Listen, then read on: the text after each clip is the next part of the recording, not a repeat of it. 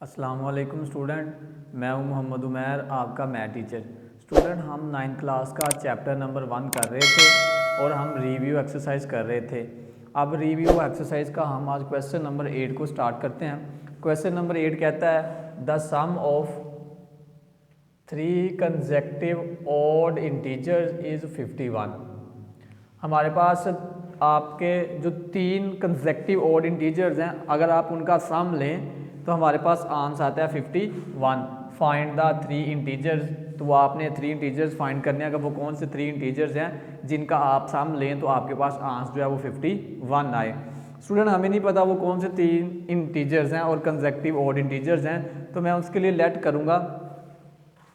मैं लेट करूँगा हमारे पास x प्लस 2 और x plus 4 be the 3 consecutive odd integers. तो हमारे पास x प्लस 2 और x प्लस 4 हमारे पास कोई से 3 कंसेक्टिव ऑड इंटीजर्स हैं। स्टूडेंट, हमारे क्वेश्चन की कंडीशन ये है कि आपने इन तीनों का लेना है सम। तो बाय गिवन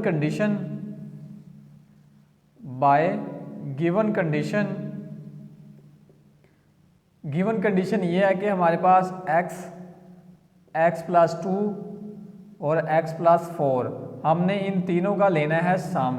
तो हमारे पास आंसर कितना आता है? आंसर हमारे पास आता है 51। ये हमारे पास क्वेश्चन की कंडीशन थी। सिंप्लीफाई कर लेते हैं। x plus 2 plus x plus 4 is equal to आएगा 51 के। ये वाला x, एक ये x है और ये मिलकर बन जाएंगे 3x प्लस 4 और 2 6 इज इक्वल टू आएगा 51। 3x इज इक्वल टू आएगा 51। ये प्लस का 6 है, उधर जाएगा तो माइनस का 6 हो जाएगा। 3x इज इक्वल टू आएगा 51 में से आप 6 को माइनस करें तो ये आएगा 45। तो यहाँ से x को आप इधर रहने दें, 45 पहले ही उधर है, ये मल्टीप्लाई हो रहा है, इधर आएगा तो ये डिवाइड हो जाएगा। तो यहाँ पर x मेरे पास आएगा 3 1s are 3, 1 इधर कैरी करूँगा 15, 3 5s are 15। तो यहाँ पर स्टूडेंट हमारा फर्स्ट ऑड कंसेक्टिव इंटीजर्स निकल आया 15। अब सेकंड इंटीजर फाइंड कर लेता हूँ। सेकंड इंटीजर मेरे पास क्या निकलेगा?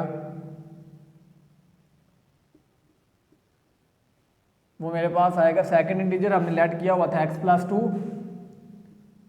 x मेरे पास निकला है स्टूडेंट 15, तो ये मैं रिप्लेस करवा दूंगा यहाँ पर 15 प्लस 2, तो ये मेरे पास निकलेगा 17। थर्ड इंटीजर मेरे पास क्या निकलेगा? क्योंकि थर्ड इंटीजर हमने लेट किया हुआ था x प्लस 4, x हमारे पास निकला है 15 प्लस 4, तो 15 और 4 हमारे पास आएगा 19। तो आप लोग स्टूडेंट चेक कर सकते हैं कि मेरे पास 3 कंसेक्टिव ऑड इंटीजर्स निकले हैं 15, 17 और 19। तो मैं नीचे लिखूंगा hence 3 consecutive odd integers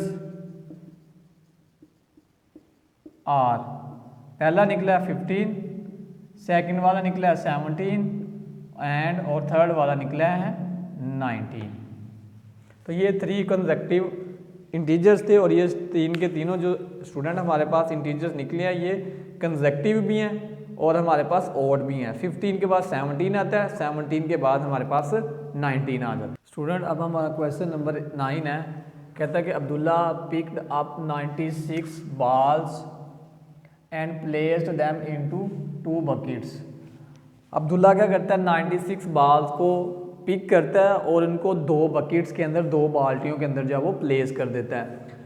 1 bucket has 28 more balls than other buckets।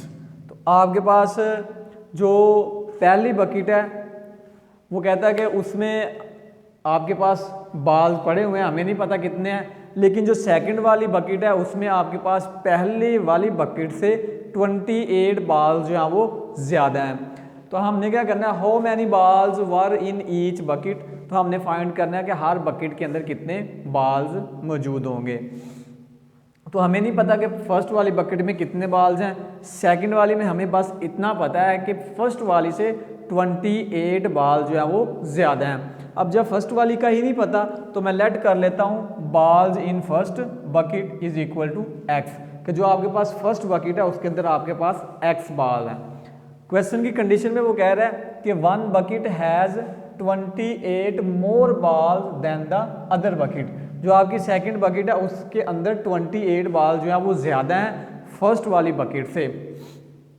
तो बाल्स इन सेकंड बकेट, अब फर्स्ट बकेट के अंदर बाल कितने थे एक्स, सेकंड वाली के अंदर 28 बाल जो है वो ज़्यादा हैं। तो इसलिए मैं क्या करूँगा, फर्स्ट वाली जो बकेट है उसके जो बाल्स हैं उनको मैं ऐड कर दूंगा, जो हमारे पास सेकंड वाली बकेट के अंदर बाल्स हैं वो 28 ज़्यादा हैं तो मैं इनको ऐड कर दूंगा। तो ये मेरे पास बनेगा x प्लस 28। अब क्योंकि टोटल बाल्स का पता होगा देन हमें पता चलेगा कि फर्स्ट बकेट के अंदर कितने बाल्स हैं और सेकंड बकेट के अंदर कितने बाल्स हैं। The total number of balls, the total numbers of ball is, वो क्या बनेंगे हमारे पास, इनको मैं सम करूंगा, इनको सम करूंगा तो ये मेरे पास आएगा x plus 28 is equal to, total answer कितना आ रहा है हमारा 96 आ रहा है। x और x 2x is equal to आएगा 96, ये प्लस का 28 है उधर जाएगा तो माइनस का 28 हो जाएगा। तो 2x इज इक्वल टू 96 में से मैं 28 को माइनस करूंगा तो ये मेरे पास आएगा 68। x को इधर रहने दें, 68 ऑलरेडी उधर है, ये मल्टीप्लाई हो रहा है तो इधर आके ये डिवाइड हो जाएगा। तो x इज इक्वल टू मेरे पास आएगा 34, 68 को 2 पे डिवाइड करवाएंगे तो ये आएगा 34। तो फर्स्ट बकेट के जो बाल्स निकले हैं मेरे पास, तो मैं लिख लेता हूँ बाल्स इन फर्स्ट बकेट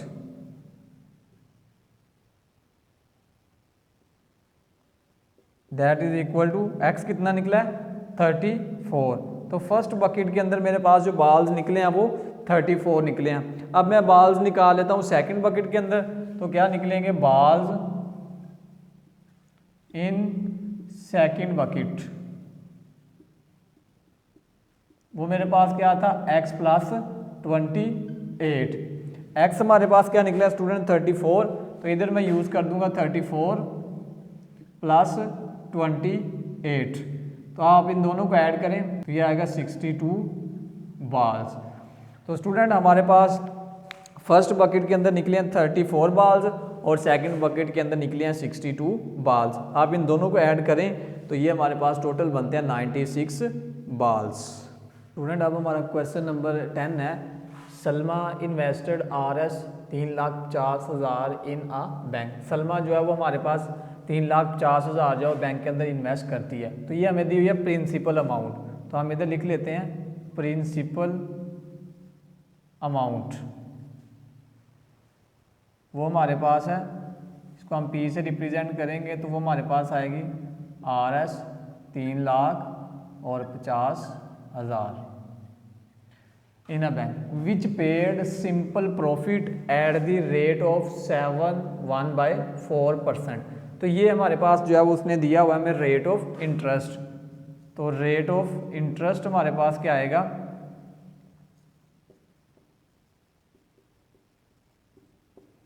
इसको हम रिप्रेजेंट करेंगे R से, तो ये हमारे पास आएगा 7/1/4%। तो जब हम इसको सिंप्लीफाई करेंगे 7 को 4 से मल्टीप्लाई करूंगा, उसमें 1 ऐड करूंगा और फिर अगेन 4 पे डिवाइड करूंगा, तो ये स्टूडेंट हमारे पास आएगा 7.25%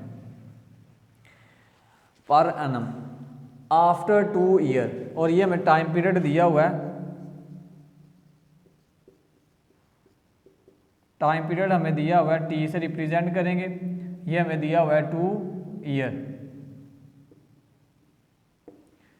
the rate was increased to 8%। ये अगेन हमें स्टूडेंट क्या दिया हुआ है, उसने रेट ऑफ इंटरेस्ट दिया हुआ है, रेट ऑफ इंटरेस्ट ये हमारे पास है स्टूडेंट, इसको हम R1 कह देते हैं और इसको हम R2 कह देते हैं। ये हमें दिया उसने 8%। Find the amount she had at the end of the 7 year. तो हमने क्या करना है, हमने अमाउंट फाइंड करनी है at the end of the 7 year. तो स्टूडेंट सबसे पहले मैं क्या करूँगा, फर्स्ट 2 ईयर का दिया हुआ है तो मैं सबसे पहले फर्स्ट 2 ईयर का जो है वो फाइंड कर लेता हूँ हमारे पास इंटरेस्ट फर्स्ट 2 ईयर का, एंड देन मैं फाइंड करूँगा रेट ऑफ इंटरेस्ट 5 ईयर का।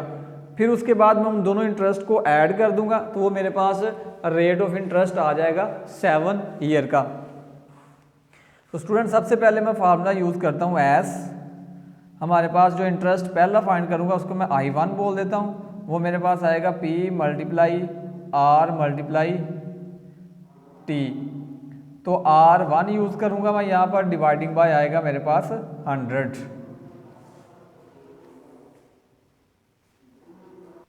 स्टूडेंट क्योंकि मैं फर्स्ट 2 ईयर का रेट ऑफ इंटरेस्ट फाइंड कर रहा हूँ तो उसको मैं I1 बोल रहा हूँ। फार्मूला होता है P multiply R multiply T dividing by 100। क्योंकि स्टूडेंट रेट ऑफ इंटरेस्ट हम ले रहे हैं उसको R1 ले रहे हैं तो इसलिए मैं यहाँ पर R1 यूज़ करूँगा। तो I1 यहाँ पर मेरे पास आएगा, P की वैल्यू हमें दी हुई है 3,50,000 मल्टीप्लाई R1 दिया हुआ है 7.25 मल्टीप्लाई टाइम पीरियड हमारे पास है 2 ईयर डिवाइडिंग बाय आएगा 100 के। 20 से 20 कैंसिल तो I1 मेरे पास आएगा 3500 मल्टीप्लाई 7.25 मल्टीप्लाई 2। तो I1 आएगा हमारे पास स्टूडेंट, जब मैं इन सबको मल्टीप्लाई करूँगा तो ये मेरे पास आ जाएगा 5750। तो ये मेरे पास स्टूडेंट आ जाएगा I1 rate of interest, I1 कहते हैं जिसको हम स्टूडेंट। ये फर्स्ट रेट ऑफ इंटरेस्ट हमने फाइंड कर लिया फर्स्ट 2 ईयर का। अब मैं स्टूडेंट फाइंड करूंगा नेक्स्ट 5 ईयर का, क्योंकि 2 ईयर्स का फाइंड कर चुका हूं। अब मैं नेक्स्ट 5 ईयर का जब रेट ऑफ इंटरेस्ट फाइंड करूंगा तो वो टोटल बन जाएगा 7 ईयर का, एंड देन मैं उनको क्या कर दूंगा, ऐड कर दूंगा। तो अब अगेन स्टूडेंट हम यही फार्मूला यूज़ करेंगे, लेकिन हमारे पास अब जो टाइम पीरियड है वो मेरे पास आया हुआ है अब 5 ईयर। टाइम पीरियड है 5 ईयर, क्योंकि नेक्स्ट 5 ईयर्स का फाइंड करने लगा हूँ। तो उसको मैं बोल देता हूँ I2 that is equal to P multiply R multiply by T है।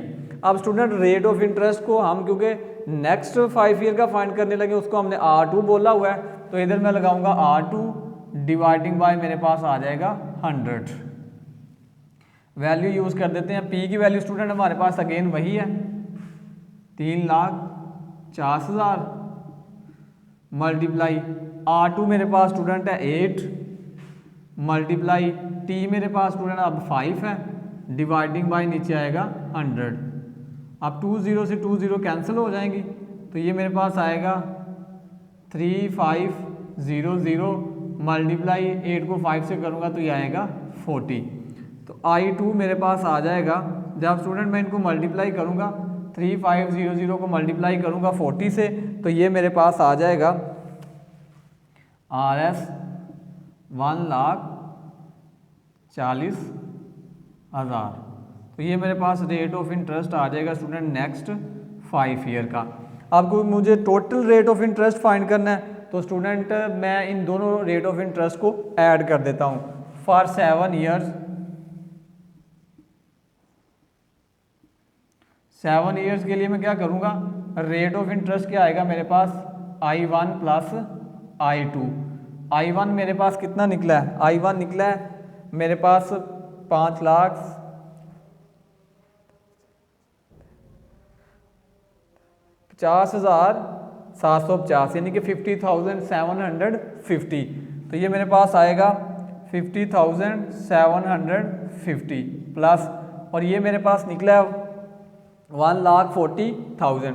तो ये मेरे पास आ जाएगा 1,40,000। मैं इन दो वैल्यूज़ को ऐड करता हूँ। जब मैं इन दो वैल्यूज़ को ऐड करूँगा तो ये मेरे पास आएगा RS 1,90,750।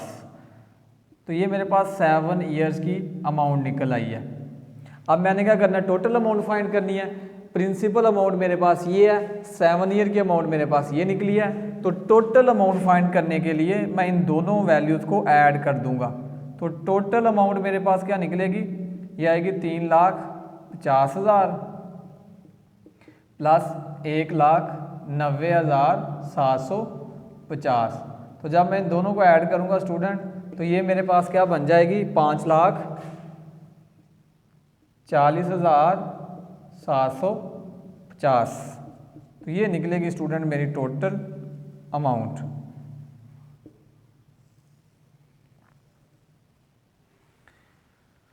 तो स्टूडेंट ये था हमारा आज का लेक्चर, और इसी के साथ हमारी रिव्यू एक्सरसाइज स्टूडेंट कंप्लीट हो चुकी हुई है। तो अब हम मिलेंगे इंशाल्लाह विद अ न्यू वीडियो।